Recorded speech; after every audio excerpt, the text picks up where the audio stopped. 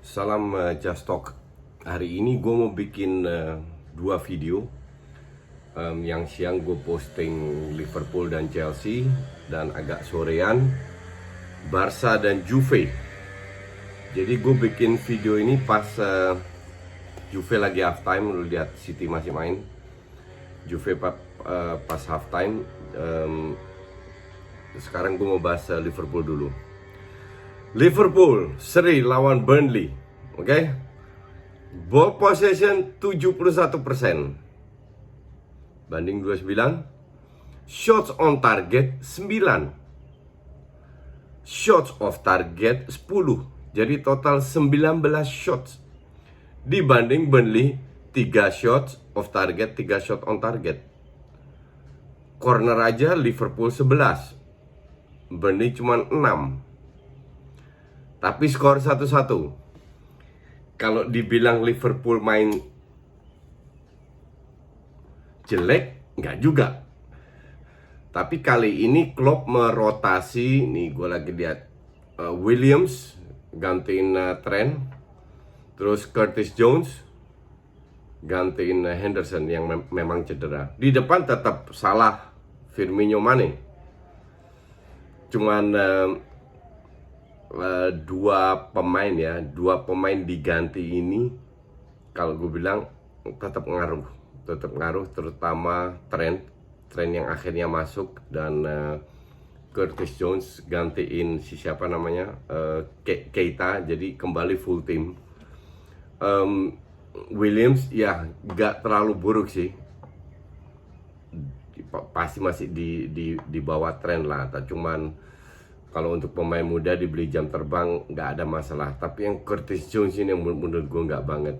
Ya kayaknya dribbling nggak jelas, kehilangan bola, sehingga permainan Liverpool ini nggak smooth, nggak fluid. Tapi secara overall Liverpool menguasai. Cuman Liverpool ini agak kesulitan dengan bermainnya Burnley yang banyak sekali long ball. Golnya itu kalau gue bilang sih cukup keren ya, dari J. Rodriguez.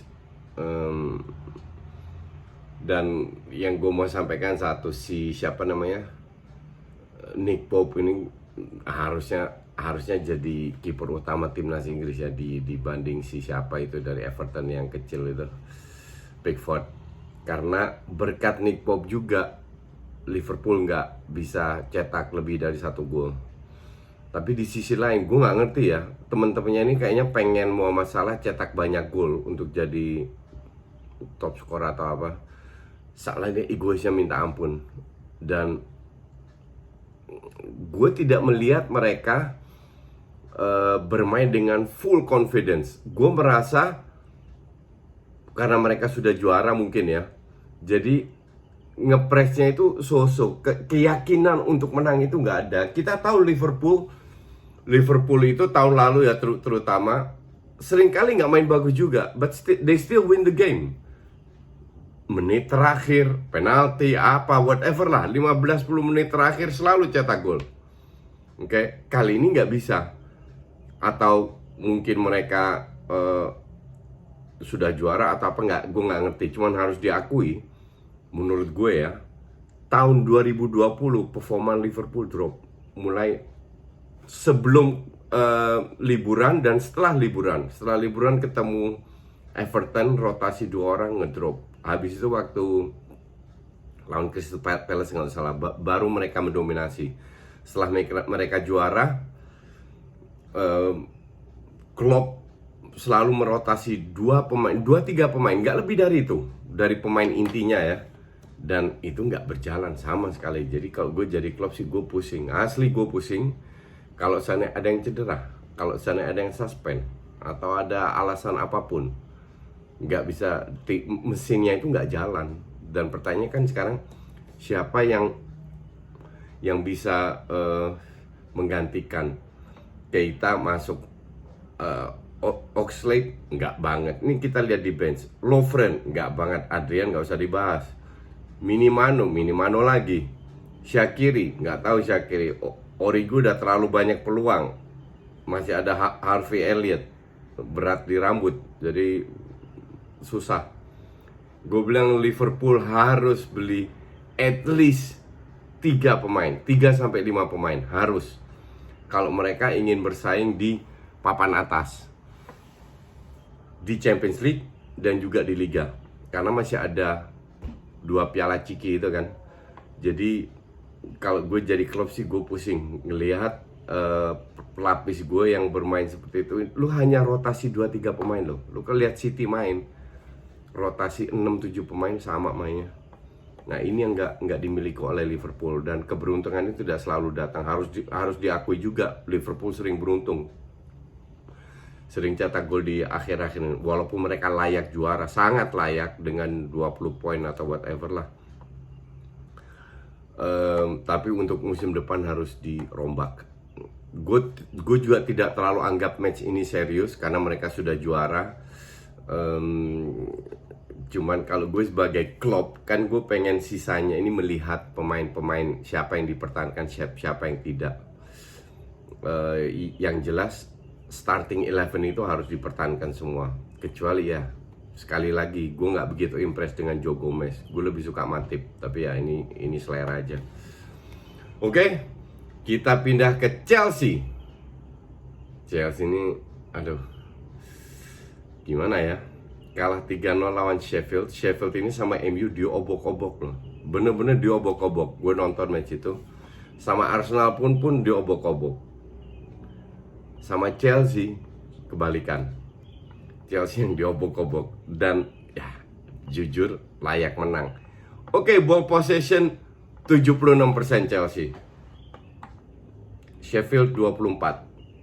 Shots on target sama 4-4. Shot off target Sheffield 4, Chelsea 6. Lu coba berpikir, lu punya ball possession 76%, sementara melawan bisa melakukan 8 shots. Ya, gimana ya? Kita lihat line up-nya. Oke. Chelsea, si siapa namanya, Sheffield, gue gak mau bahas lah. Ntar gue bahas dikit. Kita line up-nya. Reece James back kanan, Christensen, Zuma, Aspi back kiri. Oke. Mason Mount, Jorginho, Ross Barkley, Pulisic, Tammy Abraham, Willian. Reece James enggak banget. Adu sprint kalah tadi. Kurzuma gol pertama dibiarkan datang, dibiarkan lawannya memberi passing. Gol pertama atau enggak, bukan gol pas sama Rudiger dibuang. Gol kedua atau ketiga, whatever lah, gol keberapa. Itulah Kurzuma. Belum Christensen, Mason Mount kebanyakan dribbling. Ya, gol pertama salah Mason Mount, kehilangan bola mulai dari dia. Babak kedua mulai layak diganti. Mason Mount out, Christensen out. Rudiger sama Marcos Alonso. Marcos Alonso typical winger. Oke, gue masih paham. Rudiger ya, Lampard nggak punya banyak pilihan juga. Rudiger waktu Zuma membiarkan passing, ngebuangnya juga salah. Gol ketiga kalau nggak salah ya. Giroud masuk, gantiin Pulisic. Pulisic pun nggak kelihatan. Dan terlalu banyak dribbling. Asli, terlalu banyak dribbling. Jorginho justru salah satu yang cukup stabil menurut gue. Tammy Abraham nggak banget. Sangat tidak konsisten. Kalau bagus banget. Kalau enggak. Willian dari awal sudah crossing-crossingnya ngawur. Tapi ya Lampard nggak punya banyak pilihan. Dia sudah ganti 5 pemain. Ross Barkley udah capek gue bahas dia. Ross Barkley out, Christensen out, Reece James out, Mason Mount out, Pulisic out. Mau udah ganti 5 pemain aja masih terseok-seok. Lawan Sheffield yang main banyak long ball. Tapi bukan ini aja, Kepa juga ya. Kepa ini nggak banget lah. Sebenarnya bukan kiper jelek, tapi untuk bisa bermain, untuk bisa membawa Chelsea ke level berikutnya, mempersulit Liverpool dan City, dan mungkin Man United yang kemungkinan beli banyak pemain juga, berat. Werner, Ziyech nggak cukup. Untuk di depan oke. Tapi definitely di belakang sama di tengah definitely butuh. Ross Barkley kalau gue jual.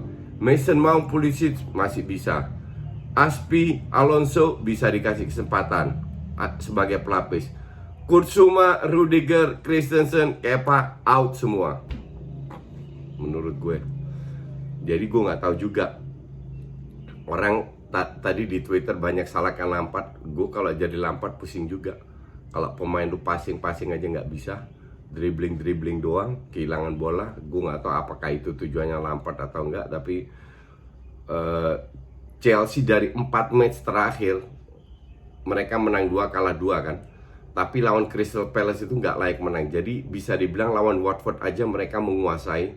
Tapi 3 match sebelumnya jelek mainnya. Asli jelek. Lawan Crystal Palace nggak layak menang gitu. Nah ini akan menjadi seru. Kita juga nggak tahu apakah MU akan kepleset atau tidak. Leicester dan lain-lain. Ya pokoknya ini sampai detik terakhir jadi seru lah. Sama sekali nggak bisa diprediksi apakah Chelsea bisa bangkit lagi atau tidak. Oke?